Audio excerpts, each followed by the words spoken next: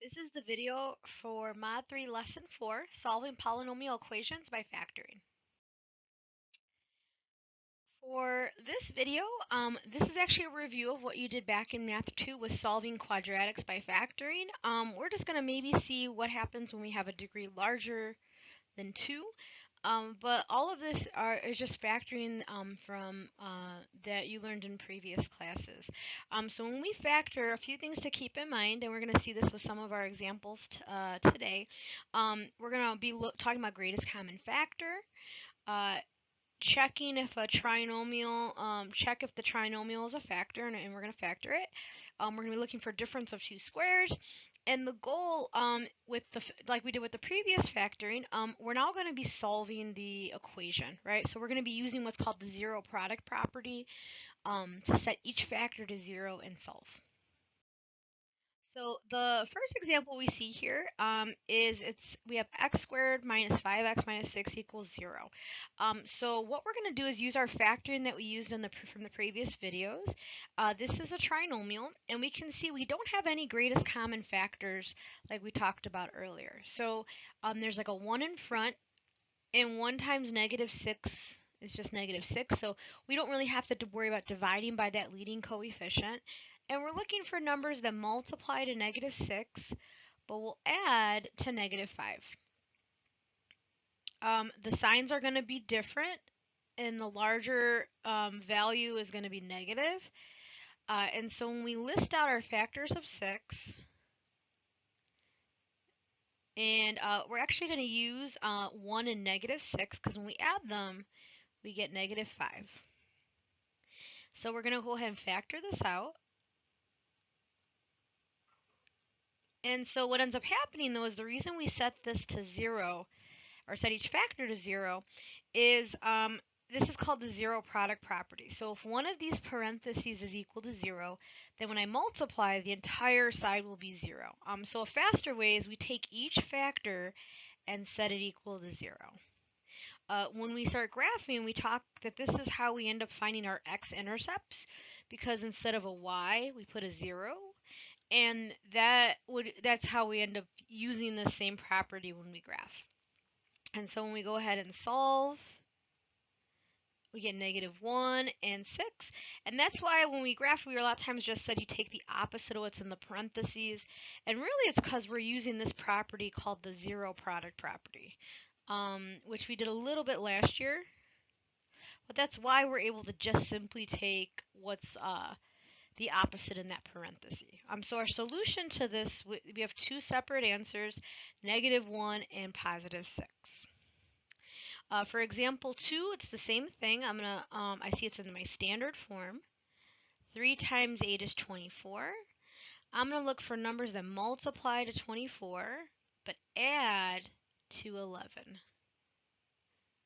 So when I go ahead and do that, I know that the signs have to be the same, and they're both going to be positive. And so I'm actually going to use 3 and 8, because 3 plus 8 is 11. The difference with this problem is our leading coefficient is 3. So we're going to go ahead and factor this out. So I have x plus 3 over 3, x plus 8 over 3 equals 0. Now what's kind of nice about this, when we simplify it,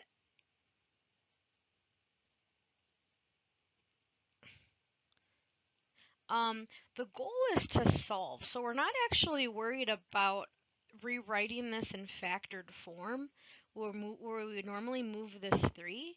We actually don't really have to do that here if we don't want to, because if I set each of these now to 0, because that's really what I'm doing is I'm just solving, I get negative 1, and then I can actually, if I want to save a step, I can actually leave this as 8/3, and then when I subtract, my answer is negative 8/3. You don't have to do that if you want to make it 3x minus 8. And then when you solve it, you'd have to subtract 8, divide, and you would get the very same answer. So if you'd like to save a step, you can. You don't have to. But that's one of the nice things about factoring this way is you can find your zeros pretty fast. So for example 3, this is one where it's a difference of two squares.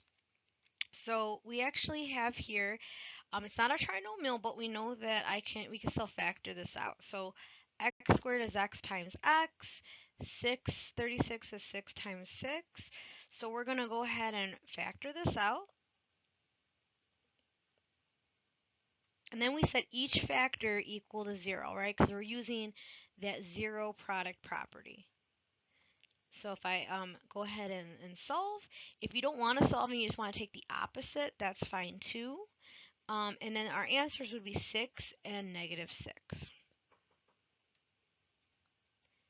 And then finally for the last one, this is an example where before we can factor, we have actually a greatest common factor here. So we actually have, because it's I'm going to divide all of these by x and 2, because they all have a 2 in common and an x. So we have a greatest common factor first. So I'm going to move it out front. And then we got x squared plus 5x plus 6. And then we're going to go ahead and factor x squared plus 5x plus 6. So if we break this apart, factors of the multiply to give me 6, but add to 5, it's going to be 2 and 3. So now I have these factors. I don't have to divide by a leading coefficient because it's just a 1. And then I still have this 2x out front. And now when we look at this, we have 3 x's here. So I can set 2x equal to 0, x plus 2 equal to 0, and x plus 3 equal to 0. And so now when we solve,